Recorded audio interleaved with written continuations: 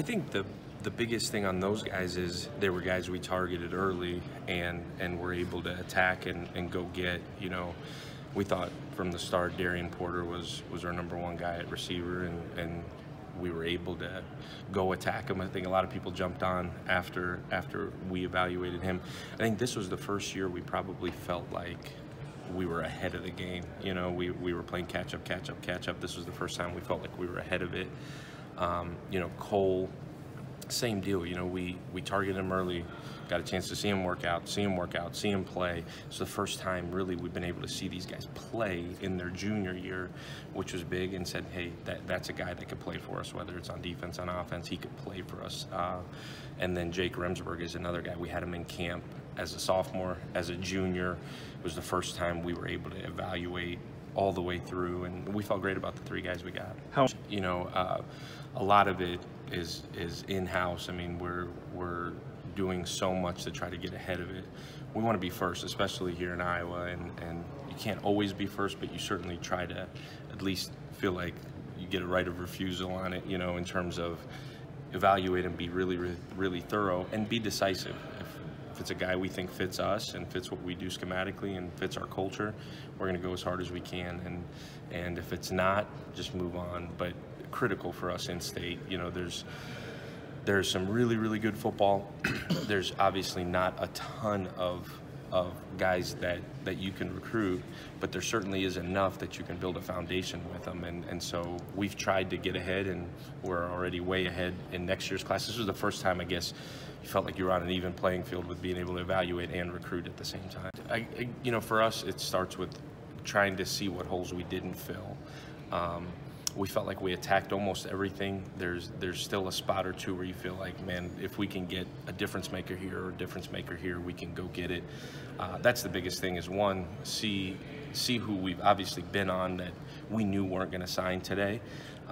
Coaching changes force people's hands at times. You know, that's been the most interesting thing to work through with this early signing period, is the coaching changes and guys become available, and what exactly is going on there. So for us, it's fill any holes that are still available, and then probably even more importantly than that, what difference makers are out there that fit us that we can go attack. I don't know if you're ever in a groove, because I don't ever know if you ever feel like you're caught up. You know, like between me and Derek Hoosier, we're always feel like we're behind. I think that's just kind of part of it. My job is to always feel like you're behind and try to find different ways to get ahead. You never do with the way it is. There's always a sophomore to watch. There's always a high school coach to call, you know. So I don't know if you feel like you're in a groove. I think you feel like we've now had the same coaches recruiting the same areas for a while, which now I think we know who you can and can't listen to, who you know, which programs put out the most successful kids, you know, and I think now going into this January period, you actually feel like, man, we know where we're going, we know who we're attacking, we know what our roster looks like. That's been part of it too.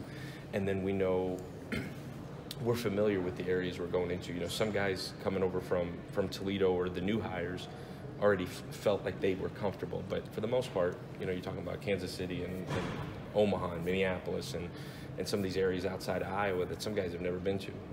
You know, Jeff drove through the state of Wisconsin for the first time in his life last spring. You know, now this will be his second time. So I think you feel more comfortable anytime you're in an area, at least in the Midwest.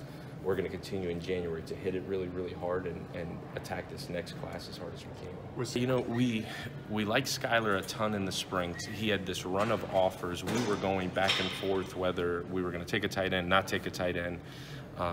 We're still relatively young in our room. You know, we graduate 1. We were going back and forth, and then there was a lot of convincing on my part with Coach Campbell. Hey, we need a young guy in here that we can start to develop. He was about to commit to a place that lost a coach, and it's like, shoot, maybe this is a good time to go get in on it. And we targeted him October, recruited him through November. It kind of worked out with a coaching change, and I was jacked to get Skylar. I think he's different than what we have in terms of athletic ability, fluidity as a receiver, and I think we can teach him how to play that F spot as he grows and develops. But he's uniquely different. The other guys in our room are tall and powerful. He's more of an athletic, twitched up dude that we feel like we've wanted to have. We just haven't had that ability with Sam being so pivotal to what we're doing. So I'm jacked. I'm excited. It's like you get a new toy for Christmas, you know. Yeah, I think the most exciting thing about that group, and I know everybody wins on signing day and everybody raves, nothing to lose about, you know.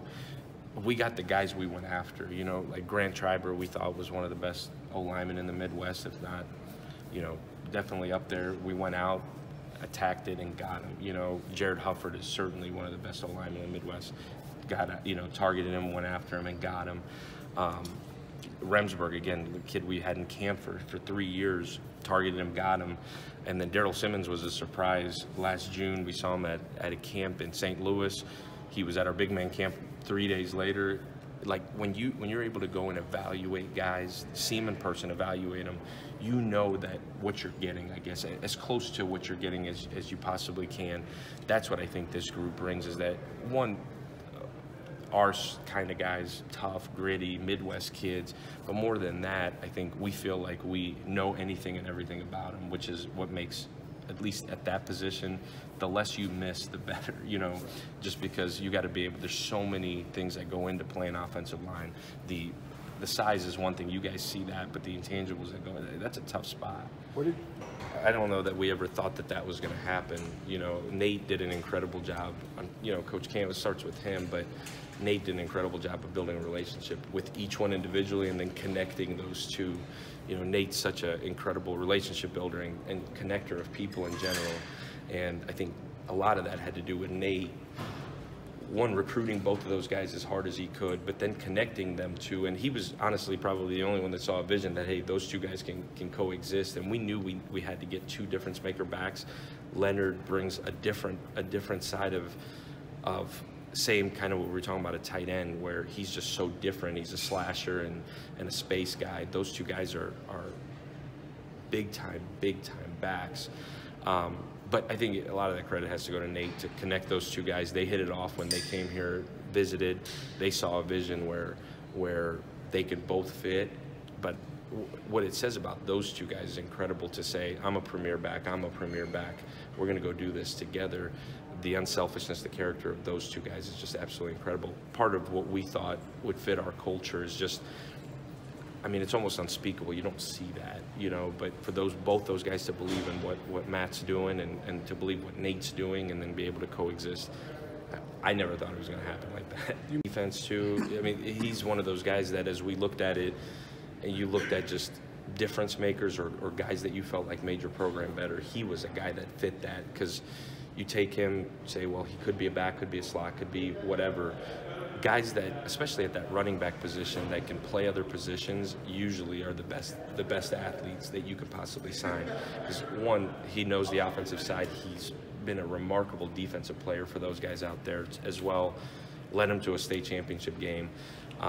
He's the kind of athlete you want to bring in and then find a place for him to fit.